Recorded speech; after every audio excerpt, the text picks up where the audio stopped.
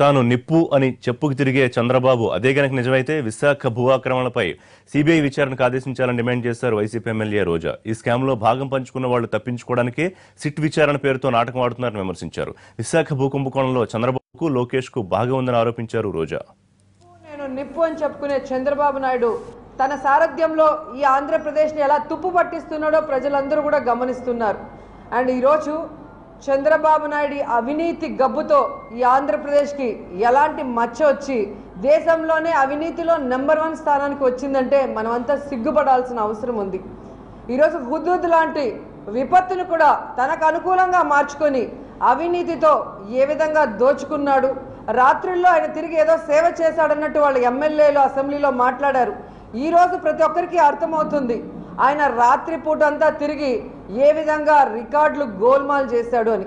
233 గ్రామాల్లో రెవెన్యూ రికార్డులు గల్లంతయ్యాయి అంటే మరి చంద్రబాబు నాయుడు గారి హస్తం దీంట్లో ఏమాత్రం ఉందో అందరికీ కూడా అర్థమైపోయే పరిస్థితి.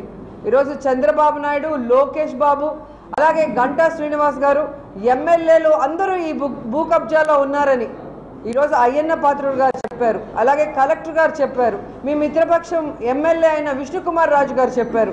అయినా కూడా చంద్రబాబు నాయుడు గారు ఎందుకు దీనికి సిబిఐ విచారణ వేయట్లేదని నేను అడుగుతున్నాను.